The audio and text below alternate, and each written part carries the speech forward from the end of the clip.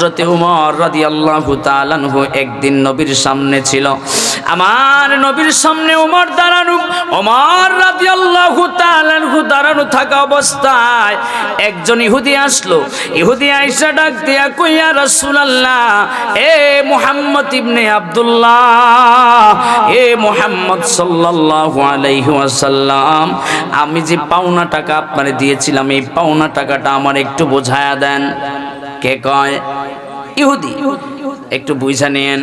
ইহুদি ডাক দিয়া কই, ও মুহাম্মদ ইবনে আব্দুল্লাহ, আমি যে পাওনা টাকা তোমার কাছে পাইতাম ওই টাকাটা দিয়ে দাও। 1000 দিরহাম তোমারে আমি টাকা দিয়েছিলাম, হাওলাত কর্জা, আমি তোমাকে ধার হিসেবে 1000 দিরহাম দিয়েছিলাম, ওই টাকাটা আমাকে একটু ফেরত দিয়ে দাও। আমার নবীর হাতে কোনো টাকা পয়সা নাই, বাইতুল মালেও কোনো অর্থ নাই, একেবারে খালি হয়ে গেছি। আমার নবীর কাছেও নাই অর্থ, একেবারে খালি। আমার নবী ডাক দেয়া করে, ইহুদি তুমি এখন চলে যাও, আমি তোমাকে পরে এটা পরিশোধ করে দিব। ইহুদি ডাক দিয়া কয়, না মুহাম্মদ, আমি এখন যাব না টাকা না নিয়া, আমি টাকা নিয়ে যেতে চাই, তুমি আমাকে টাকা বোঝায়া দিবা। আমার ভাইরারে, ইহুদি কি আমরার মুসলমানদের এবং মুসলমানদের নবীর ভালো চাইনি? কথা বলেন, চায়? ইহুদিরা আমরার ভালো চায় না, সেই জন্যই তো ফিলিস্তিনের মুসলমানদেরকে দিনের পর দিন, বছরের পর বছর আঘাত করতেছে আর হত্যা করে করে শহীদ করতেছে। ভাইরা আমার, এই ফিলিস্তিনের জমিনে, ইসরায়েলের জমিনে, ইসরায়েল নামে কোনো রাষ্ট্র ছিল না, কেউ ছিল না, কিন্তু এরা এমন বুদ্ধিমান, এমন ক্রিটিক্যাল পার্সনেরা, যারা নাকি তাদের বুদ্ধি দিয়া, তাদের অর্থ দিয়া মুসলমানদেরকে ধ্বংস করতেছে। এর কয়েকটা কারণ। 1 নাম্বার কারণ হলো, মুসলমানের ভাই হওয়ার কথা ছিল, কিন্তু এক মুসলমান আর এক মুসলমানরে দেখতে পারে না, এক মুসলমান আর এক মুসলমানরে পিছন দিয়া গোতায়, এক মুসলমান আর এক মুসলমানের প্রতি হিংসা আছে না নাই? কথা কোন আছে না নাই? আরে মুসলমান তো দূরের কথা, এটা তো অনেক দূর, কিন্তু আর একটু কাছে আসেন। 2 ভাই ছিল এক মায়ের পেটে, ওই মায়ের পেট থেকে বের হইয়া এক ভাই আর এক বাইরে চিদাচিদি করে, হিংসি করে। সোনারঘাটে নাই, গোগাউড়া নাই। আমার বাবাজিরা গভীর খেয়াল করে শুনবেন, ইহুদির তো নিয়ত ভালো না। ইহুদি ডাক দিয়ে কয়, আরে মুহাম্মদ, ও মুহাম্মদ ইবনে আব্দুল্লাহ, আমি যে টাকাটা দিয়েছিলাম, তুমি আমার থেকে সময় নিয়েছিলে 1 মাস, কিন্তু এটা পার হয়ে যাচ্ছে, তুমি আমার টাকা দিচ্ছ না রে মুহাম্মদ। ও মুহাম্মদ, তুমি আমার টাকাটা আজকেই দিবা, নতুবা আমি যাব না। এবার ও ইহুদি কি করলো জানেননি? এই টাকাটার জন্য আমার নবীজির কলার মোবারকের মধ্যে ধরে ফেলছে। আমার বাবাজিরা, যেই নবীর শরীর মুবারকের মধ্যে, যেই নবীর বডি মুবারকের মধ্যে জীবনে কোনোদিন মশা মাছিও বসে নাই। কি জন্য বসে নাই? কারণ এটা তো কামলিওয়ালা নবীর শরীর মুবারক, এই শরীর মুবারকের উপরে বসলে বেয়াদবি হবে, এজন্য জীবনে কোনোদিন মশা মাছিও বসে নাই। ওই নবী, যেই নবী কামলিওয়ালা, তরানিওয়ালা, সুপারিশ করনেওয়ালা নবী, ওই নবীর জামার কলার মুবারকের মধ্যে ধরে ফেলছে ইহুদি, মাত্র 1000 দিরহামের জন্য। আমার বাবাজিরা, বলছিলাম পাশে দাঁড়ানো আছে হযরত উমর রাদিয়াল্লাহু তাআলা আনহু। উমর খোলা তরবারি নিয়ে দাঁড়ায় গেলেন, এই ইহুদির বাচ্চা, গলা একেবারে মাথা থেকে একেবারে আলাদা করে দিব। উমরের সামনে ঘটনাটা বুঝেন তো কি হইতে পারে। তরবারিটা নিয়ে আপনার উমর কি করলো? ওই ইহুদির গলার মধ্যে একদম ঘাড় পেঁচায় ধরছে, কই একেবারে মাথাটা আলাদা করে জমিনে ফেলে দিব। আমার বাবাজিরা, উমর নবীকে তো ভালোবাসত, নবীকে কেউ কোনো কিছু বলতে পারতো না উমরের সামনে। এমনকি যদি পিছনেও বলতো, উমর খবর পাইতো, উমর সেটারও প্রতিশোধ নেওয়ার চেষ্টা করত। সুবহানাল্লাহ কয় না রে? আমার বাবাজিরা, যদি আমাদের কারো সামনে আমার আপনার নবীকে নিয়ে কটূক্তি করে, আমরা কি সহ্য করব? করব? সহ্য করব না। প্রয়োজনে যদি সুবিধা মতো পাই, তাহলে একেবারে পাড়া দিয়া চাপ দিয়া ধইরা এটারে 70 হাত মাটির নিচে পৌঁছায় দিব। কথা বলে আমার বাবাজিরা, খুব মনোযোগ দিয়ে শুনবেন। এবার ইহুদির তো গলার মধ্যে যখন ওমর রাদিয়াল্লাহু তাআলা আনহু খোলা তরবারি নিয়ে যখন চাপায়া দিল, ঘাড়ে গলায় চাপায়া যখন দিল, এবার আমার নবী ডাক দিলেন, এই ওমর থামো। কি করতেছো ওমর? থামো। এই ইহুদির গলা থেকে তুমি তরবারিটা নামায়া দাও। কেন গো নবী? আপনারে তো গালি দিল, আপনারে তো বকা দিল, আপনার জামার কলারটা ধরে রাখলো। নবী গো, আপনি তো ব্যথা পাইছেন। ও নবী, আমি দেখতেছি গো নবী, আপনার গার মুবারক একেবারে লালে লাল হয়ে গেছে। আরে ভাই, আপনারা শুনে যাবেন, আমার নবীজি এত সুন্দর ছিলেন, এত সুন্দর ছিলেন। আমার ইউসুফ নবীর চেহারা মুবারক দেখে মিশরের মহিলারা হাত কেটে ফেললো, হাত কেটে ফেললো, বলতে পারে না। ওই ইউসুফের চাইতে 1000 গুণ বেশি চেহারা মুবারক সুন্দর ছিল আমার আপনার দয়াল নবীজি। মা আয়েশা সিদ্দিকা ডাক দিয়া কয়, রে পৃথিবীর মানুষ, তোমরা ইউসুফের চেহারা দেখে মিশরের মহিলারা হাতের আঙ্গুল কেটে ফেলছে, হাত কেটে ফেলছে। আর তোমরা যদি আমার আপনার দয়াল নবীর চেহারা মুবারক দেখতা, মুহাম্মদ নবী সাল্লাল্লাহু আলাইহি সাল্লামের চেহারা মুবারক দেখতা, তোমরা হাত কাটতা না, হাত কাটতা না, তোমরা কলিজা ফেটে মারা যাইতা। আল্লাহু আকবার বলে।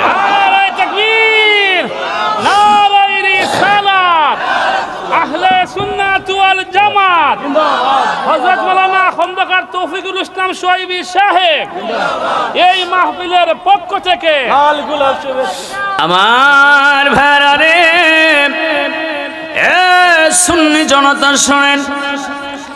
এবার আমাদেরকেও তো একটা ট্যাগ লাগায় দেয়, কই সুন্নিরা খালি নবী নবী নবী নবী করে। কথা বলেন, নবী নবী নবী করে।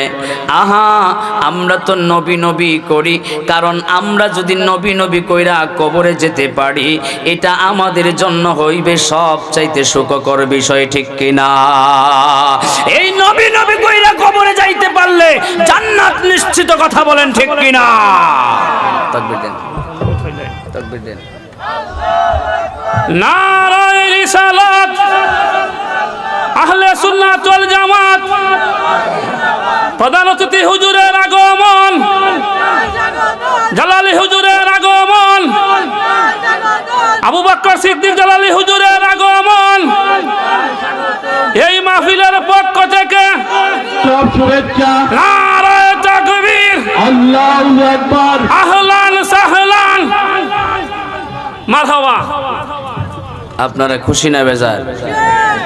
আলহামদুলিল্লাহ। সম্মানিত এলাকাবাসী, আজকের প্রধান আকর্ষণ শুধু আসাম থেকে আগত আমজাদ হোসেন জালালি হুজুর আমাদের মধ্যে উপস্থিত হয়েছেন। আপনারা দৃষ্টি পুরাপনা করে মাহফিলের সুন্দর থাকতে মাহফিলে বসে পড়ুন। হুজুর এক্ষুনি আপনাদের সামনে বয়ান পেশ করবেন, আপনারা মাহফিলে চলে আসুন। আমাদের মধ্যে উপস্থিত রয়েছেন জিকোয়া দরবার শরীফের আবু বকর হুজুর, উনাকে আমরা মাহফিলের পক্ষ থেকে স্বাগত জানাই। মারহাবা, মারহাবা। সবাই বলুন মারহাবা।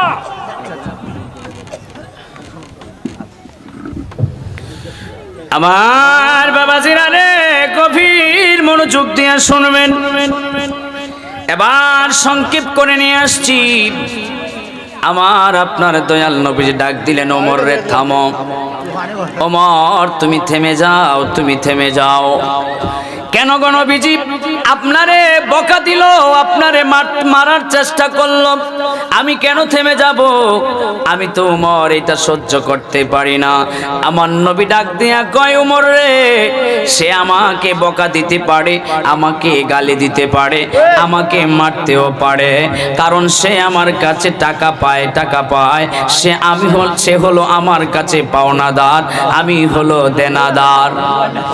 এবার ডাক দিয়া কই, উমর রে, ও উমর, তুমি কি আমাকে ভালোবাসো? কই, ইয়া রাসূলুল্লাহ, অবশ্যই আপনাকে ভালোবাসি। শুধু ভালোবাসি না, আমি আপনাকে জীবনের চাইতে, জানের চাইতেও বেশি ভালোবাসি।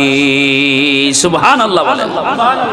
নবীকে ভালোবাসলে জানের চাইতে ভালোবাসতে হবে, তখনই আপনি মুমিন হবেন। এর আগে আপনি মুমিন দাবি করতে পারেন না। আমার বাবাজিরা, আরে যুবকের দল শোনেন, এবার আমার নবী কই, উমর রে, তুমি কি আমি নবীকে ভালোবাসো? জি হ্যাঁ ইয়া রাসূলুল্লাহ, ভালোবাসি। ডাক দিয়া কয়, উমর রে, তুমি কি করবা জানোনি? এই ইহুদির টাকাটা একটু পরিশোধ করে দাও। এবার উমর ডাক দিয়া কয়, এ ইহুদি, আসো তুমি আমার সাথে, আমি তোমার টাকা পরিশোধ করে দিয়া যাই। তুমি কি চাও বলো, কি চাও বলো? ইহুদি ডাক দিয়া কয়, 1000 দিরহামের বদৌলতে আমি 1000 খেজুর তোমার কাছে চাই। 10 মণ খেজুর তোমার কাছে চাই। এবার ডাক দিয়া কয়, এই অল্প টাকার বিনিময়ে তুমি 10 মণ খেজুর নিবা? বলে হ্যাঁ। আমার নবী ডাক দিয়া কই, উমর, যাও না, যাও না, শুধু 10 মণ নয়, আরো 1 মণ খেজুর তুমি লাগায়া তারে দিবা। ইয়া রাসূলুল্লাহ, সে তো 10 মণ বলল, আরো 1 মণ কেন লাগায়া দিব? এবার আমার নবী ডাক দিয়া কই, কেমন ইনসাফকারী নবী ছিলেন, কেমন ন্যায় বিচারক আমার নবী যে ছিলেন। ডাক দিয়া কয়, ও উমর, আরো 1 মণ লাগায়া দিবা, এই কারণে তুমি যে তার গলার মধ্যে তরবারি লাগাইছিলা, ইহুদি কষ্ট পাইছে, এই কারণে আরো 1 মণ খেজুর তুমি লাগায়া দিবা। এবার সংকেত, এবার উমরের বাড়ি গেল। উমর ডাক দিয়ে কই, ওই ইহুদির বাচ্চা, যাও গোডাউন থেকে তুমি 10 মণ মাইপা খেজুর লাও। শুধু 10 মণ নয়, সাথে আরো 1 মণ নিয়ে আমার নবী ঘোষণা দিছে। আরো 11 মণ দিয়া দিলাম, 10 আর 1 11 মণ দিয়া দিলাম, তোমার টাকা আমি পরিশোধ করে দিলাম। এবার ইহুদি ডাক দিয়া কই, ভাই রে উমর, তুমি এত সহজে তুমি আর তোমার নবী মিলে আমার টাকাটা পরিশোধ করে দিলা, মাত্র 1000 দিরহামের বদৌলতে 11 মণ খেজুর তুমি দিয়া দিলা, কিছু বললা না, তোমার নবীও কিছু বলল না রে উমর। এই উমর, তোমাকে জানাই দিতে চাই, তুমি জানো নি আমার পরিচয় কি? আমার উমর ডাক দিয়া কই, নবী তো তোমার পরিচয় জিজ্ঞেস করার কথা বলে নাই, সুতরাং তোমার সাথে উল্টা পাল্টা আর কোনো কিছু কথা বলতে পারি না। তুমি আমার নবীর কাছে টাকা পাইতা, আমি তোমার টাকা পরিশোধ করে দিয়ে দিলাম। এই উমর, আমি উমর ডাক দিয়া কই, ইহুদি তুমি চলে যাও। কয় না, তুমি আমার পরিচয়টা নেও শেষ রে ভাই, তুমি আমার পরিচয়টা নিয়ে যাও। কয়, আমি হলাম জায়েদ, আমি হলাম জায়েদ, আমি হলাম জায়েদ। আমি জানুনি, আমি হচ্ছি ইহুদি ধর্মের সবচাইতে বড় পণ্ডিত। কন্যা সুবহানাল্লাহ, সবচাইতে বড় পণ্ডিত। তুমি জানো আমার তাওরাত কিতাবের 1000 সূরা আছে, ওই কিতাবে ওই 1000 সূরা আমার মুখস্থ, আমি তাওরাত কিতাবের হাফেজ।